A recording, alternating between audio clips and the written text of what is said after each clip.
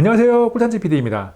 여기도 아이폰, 저기도 아이폰, 새로 나온 아이폰 16 시리즈에 대한 이야기가 넘쳐나고 있습니다. 저도 아이폰 16에 대한 이야기를 가져왔는데 아이폰 16 핑크를 일주일 정도 사용하면서 분석한 아이폰 16의 매력과 아쉬운 점, 애플에게 바라는 점을 중점적으로 다룹니다. 조금은 감성적일 수도 있고 조금은 너무 제 개인 취향을 반영한 이야기일 수도 있지만 아이폰 16이 어떤 스마트폰인지 이해하고 일반과 프로 모델 중 무엇을 사야 할지에 대한 고민을 해결할 수 있는 시간이 될 겁니다. 아이폰 16의 국내 판매 가격은 125만원에서 170만원까지고 화면 크기를 키운 플러스 모델이 135만원에서 180만원까지입니다. 100만원 중후반대까지 가격이 형성되어 있으니까 더 상위에 프로 모델이 있다고 하더라도 스마트폰 시장에서의 위치는 가격적으로 프리미엄 제품입니다. 그런데 아이폰 16은 가장 기본적인 부분에서 아쉬움이 진하게 묻어나는 부분들이 있습니다. 가장 큰 아쉬운 점은 모두가 알고 있는 디스플레이 주사율입니다.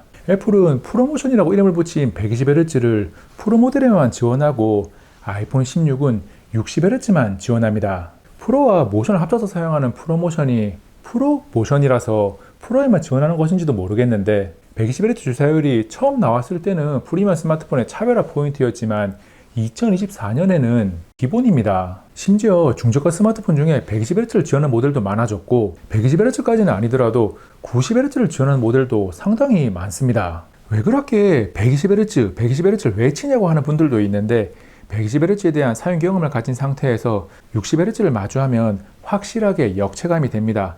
홈 화면에서 좌우로 화면 전환만 해도 부드러움의 차이가 나거든요. 물론 60Hz라고 해서 아이폰 16의 강력한 성능이나 좋은 기능들을 누리지 못하는 것은 아닙니다. 하지만 프리미엄 스마트폰의 기본 사용 환경이 잘 갖춰지기를 바라는 것은 욕심이 아닙니다.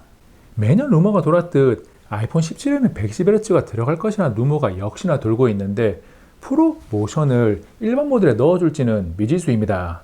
애플은 고집스러운 면이 지독하기 때문에 내년에도 별반 차이가 없을 겁니다.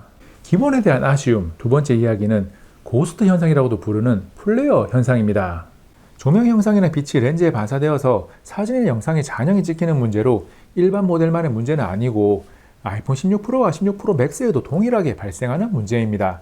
9월 21일 업로드한 카메라에 대한 분석 리뷰에서 자세하게 다룬 내용으로 꼭 야간이 아니더라도 조명이 있는 실내에서도 플레어 현상 때문에 사진이나 영상이 엉망이 되기도 하고 조명이 여기저기 빛나는 밤에는 더 말할 것도 없습니다. 요즘은 시간과 장소를 가리지 않고 사진과 영상을 찍는 게 시대의 흐름이니까 누구에게나 진한 아쉬움으로 다가올 수 있는 문제입니다. 특히 아이폰 16 시리즈 공개 당시 플레어 현상을 줄여준다는 안티 리플렉티브 렌즈 코팅이 발표 내용에 포함되었고 공개 후 공식 사이트 세부 사양에 안티 리플렉티브 렌즈 코팅 정보가 있었는데 사전 예약이 끝난 시점에 홀연히 사라졌습니다. 실제 사용 시에 플레어 현상을 줄여주는 효과가 없다는 것이 여기저기서 분석이 나오니까 공식 스펙에서 빼버린 거죠. 소비자를 기만한 심각한 사안입니다. 그런데 여론은 의외로 시끄럽지 않습니다. 아이폰에서 플레어 현상이 나타난 지 수년이 지났고 이쯤 되면 애플이 개선할 의지가 없다고 해도 과언이 아닙니다. 아이폰 17에서는 제발 개선되기를 바랍니다. 기본에 대한 아쉬움 세 번째 이야기도 일반과 프로에 모두 해당되는 내용으로 설정 쪼개기입니다. 이게 무슨 말이냐면 뭔가를 설정할 때 설정할 수 있는 메뉴들이 하나의 메뉴 아래 하위 메뉴로 있는 것이 아니라 여기저기 다른 카테고리에 흩어져 있습니다. 디스플레이 밝기 설정을 예로 들면 기본적인 밝기 조절과 트루톤 활성화 등은 설정해서 디스플레이 및 밝기에 들어가면 설정을 만날 수 있습니다. 그런데 여기에 자동 밝기 메뉴는 없습니다. 자동 밝기 메뉴는 설정에서 손쉬운 사용으로 가서 디스플레이 및 텍스트 크기에 들어간 다음 가장 아래에 있습니다. 아이폰 16에서 새로 생긴 카메라 제어 설정도 들여다봅니다. 설정, 카메라에 가서 가장 위에 있는 카메라 제어에 들어가면 카메라 실행 방법 등을 설정할 수 있는데 카메라 제어에 관련된 설정이 손쉬운 사용 아래 카메라 제어 메뉴로 또 있습니다. 여기서는 카메라 제어 버튼의 누르기 강도, 두 번 누르기 속도 등을 설정할 수 있습니다. 상식적으로 카메라 설정에 있는 카메라 제어 메뉴에 들어가서 카메라 제어에 관련된 모든 설정을 할 수 있는 게 맞죠. 혹시나 상식에서 벗어나더라도 사용자가 더 편하면 상관없는데 더 불편합니다. 설정 메뉴를 구성할 때 사용자가 더 편하게 설정할 수 있도록 설정 메뉴의 카테고리 구분을 조금이 아닌 많이 개선했으면 하는 바람을 가지고 있습니다. 시각을 바꿔서 아이폰 16의 기본기에서 아쉬운 부분이 아닌 긍정적으로 바라볼 수 있는 변화를 한 가지 찾아보면 애플 이벤트에서 카메라 컨트롤이라고 소개한 한글 표기 메뉴, 카메라 제어가 있습니다. 카메라를 사용하기 위해서 터치 대신 사용해야 할 이유를 찾기 힘들어서 부정적인 평가가 지배적이지만 새로운 시도를 프로 모델에만 국한하지 않고 일반 모델에도 함께 적용한 것은 애플의 긍정적인 변화입니다. 애플은 새로운 것을 넣어줄 때 프로 모델에 먼저 적용을 하고 시간이 지난 뒤 일반 모델에 적용을 하곤 했거든요. 물론 카메라 제어를 일부러라도 사용해보려고 노력을 해도 손이 잘 안 가고 사용했을 때 불편함이 커서 획기적인 다른 활용 방법이 나오지 않는 이상 현재로서는 망한 시도에 가깝습니다. 그냥 잠금 화면에서 카메라 아이콘 꾹 눌러서 바로 사용하는 게 더 편하고 줌인 줌아웃도 화면의 둥근 메뉴가 더 좋습니다. 기본이 부족한 아이폰 16은 확실한 매력 두 가지를 가지고 있습니다. 하나는 무게와 그립감을 포함한 휴대성이고 다른 하나는 호불호가 많이 갈리는 색상입니다. 스마트폰의 휴대성은 대화면의 주류인 시대가 되면서 과거보다는 휴대성에 대한 중요성이 많이 감소했지만 손에 들고 있는 시간이 많고 손목이나 손가락이 버티는 힘이 약한 분들에게는 매우 중요합니다. 아이폰 16은 작지 않은 6.1인치 화면을 가지고 있으면서도 170g의 무게로 부담없는 무게감을 가지고 있습니다. 크기도 가로 71.6mm, 두께 7.8mm로 한 손에 쥐는 게 어색하지 않습니다. 그래서 그립감도 제법 좋은 편이죠. 무게와 크기, 그립감이 합쳐져서 휴대성이 좋은 아이폰으로 어필할 수 있는 매력을 가지고 있습니다. 극강의 휴대성을 자랑했던 아이폰 미니 모델이 13미니를 끝으로 더 이상 나오지 않는다는 점도 아이폰 16의 휴대성에 대한 가치를 더욱 높여줍니다.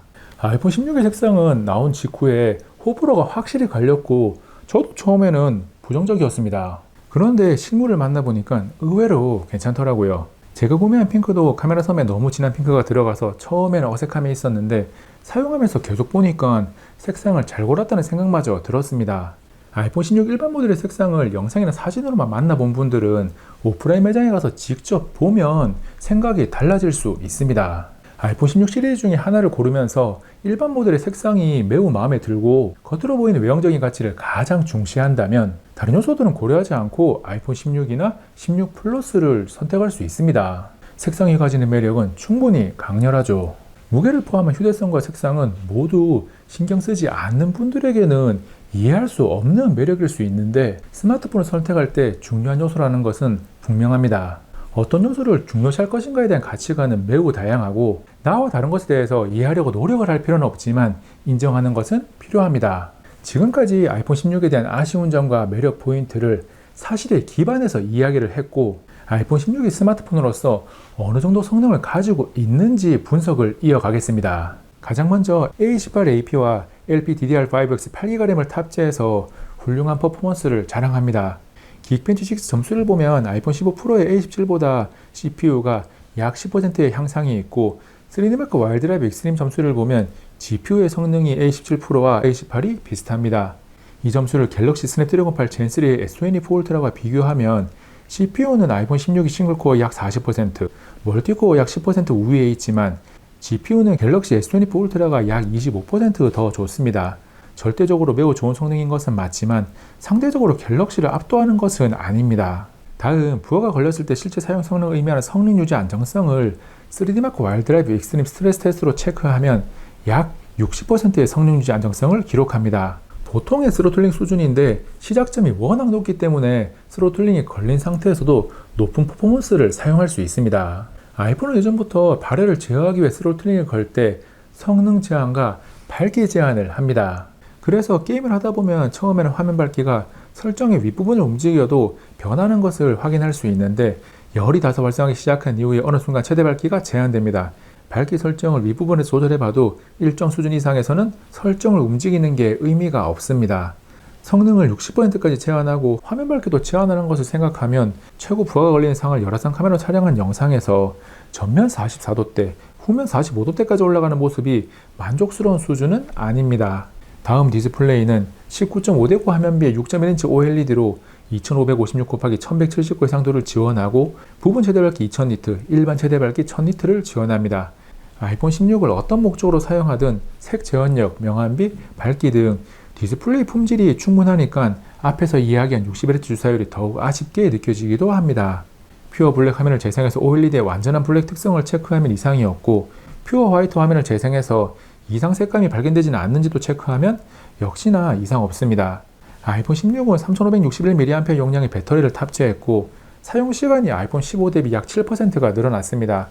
용량이 6.3% 증가했으니까 전작 대비 사용 효율은 거의 비슷합니다. 충전은 아이폰 16으로 아무것도 하지 않은 상태에서 최대 20W 정도를 기록하고, 특이하게 아이폰으로 게임을 하는 등 뭔가를 하고 있을 때는 22에서 27W 사이를 왔다 갔다 하면서 대략 30W까지 나옵니다. 사용한 어댑터나 케이블에 따라서 다른 결과가 나올 수도 있는데, 제가 꽤나 많은 종류의 어댑터와 케이블을 사용해 봤으니까 대부분 저와 비슷한 충전 속도가 나올 겁니다. 배터리에 이어 스피커는 훌륭합니다. 저음부터 고음까지의 소리의 밸런스, 선명도, 공간감, 모든 것에서 품질이 매우 좋고 볼륨을 키웠을 때 출력도 충분합니다. 아이폰 16의 스피커는 누구나 만족할 수 있는 성능을 가지고 있습니다. 아이폰 16이 16 프로와 가장 확실하게 다른 부분은 카메라입니다. 일반 모델과 프로 모델의 가격 차이를 만드는 핵심적인 부분으로 지난 9월 21일 업로드한 영상에서 일반과 프로의 카메라가 어떻게 다른지 자세하게 비교 분석을 했습니다. 카메라를 아주 자세하게 들여다보고 싶다면 이 영상 끝에 카메라 비교 분석 영상을 걸어뒀으니까 참고해 주시면 되고, 여기서는 차이점을 핵심만 정리합니다. 차이점 이전의 메인 광각은 아이폰 16이 16 프로와 비빌 만한 좋은 성능을 가지고 있습니다. 역대급으로 잘 나온 아이폰 일반 모델이라는 평가를 받는 이유 중 하나이기도 한데, 사진과 영상 모두 광각은 훌륭합니다. 아이폰 15 시리즈에서 프로에만 넣었던 초광각 렌즈를 활용한 접사를 아이폰 16에 넣어준 것도 좋은 평가를 받는 부분입니다. 아이폰 16을 사용하기 이전에 망원 렌즈가 탑재된 스마트폰을 사용한 경험이 있다면 아이폰 16에 망원 렌즈가 없다는 사실이 진한 아쉬움으로 다가옵니다. 사람이나 동물, 멀리 있는 피사체를 당기는 등 망원 렌즈를 사용하는 것이 굉장히 매력적이거든요. 사용자들이 바로 체감할 수 있는 또 하나의 차이는 초광각 렌즈의 품질입니다. 아이폰 16 프로 모델의 초광각 렌즈가 4800만화소를 지원하면서 1200만화소를 지원하는 아이폰 16의 초광각 렌즈와는 차등을 뒀습니다. 촬영한 사진을 비교하면 프로 모델이 일반 모델보다 주변부 노이즈 처리나 선명도에서 확실하게 우위를 가집니다. 초광각 렌즈 품질에 대한 불만을 프로 모델은 어느 정도 극복했지만 일반 모델은 그대로입니다. 그리고 프로로 사진, 프로레스 영상 등 전문가급 기능이 하늘과 땅 차이인데, 기능적으로 엄청나게 차이가 나는 것에 비해서 일반 사용자들이 체감하는 부분은 매우 작은 편입니다. 카메라는 아이폰 16이 기본 기능 잘 갖추고 있으니까 16 프로 모델과 차이를 둔 것이, 가격이나 라인업 구분 등을 고려한다면 이거 왜 이래라고 바라볼 부분은 아니고 소비자의 선택의 영역입니다. 아이폰 16 시리즈가 공개된 이후에 일반 모델이 역대급으로 잘 나왔다는 평가를 받고 있습니다. 그동안 이상하게 급을 나눴던 부분을 어느 정도는 없앴기 때문인데, 앞에서 매력 포인트를 언급한 휴대성과 색상에 대한 가치가 필요한 것이 아니라면 프로 모델을 구매하는 것을 권합니다. 동일 용량에서 아이폰 16과 16 프로가 30만원, 아이폰 16 플러스와 16 프로 맥스가 40만원의 차이가 있어서 신상 아이폰을 더 저렴하게 구매하기 위해서 일반 모델을 선택하는 것이 당장은 나쁜 선택이 아니지만 멀리 내다보면 이야기가 달라집니다. 한번 구매한 아이폰은 짧으면 2년, 길면 3, 4년 이상을 사용합니다. 짧게 2년이라는 시간을 사용한다고 가정을 했을 때 자잘한 것 빼고 주사율의 차이가 만드는 부드러움, 카메라 사용 시 망원과 초광각에서 다른 결과물이 나오는 것, 이 두 가지만 따지더라도 사용자가 2년 동안 얻게 되는 긍정적인 가치가 3, 40만 원보다는 더 크다고 확신합니다. 2년이 아닌 3, 4년이 넘는 시간 동안 사용한다면 일반과 프로의 가격 차이보다 사용자가 누리게 될 수 있는 가치의 합은 더 커지겠죠. 아이폰 16 기본에 대한 아쉬움과 핵심적인 가치, 스마트폰으로서의 성능 분석을 차례대로 살펴봤습니다. 아이폰 16이 어떤 스마트폰인지 이해할 수 있는 시간이 되었기를 바랍니다. 이번 영상은 여기까지. 다음에 또 만나요. 안녕.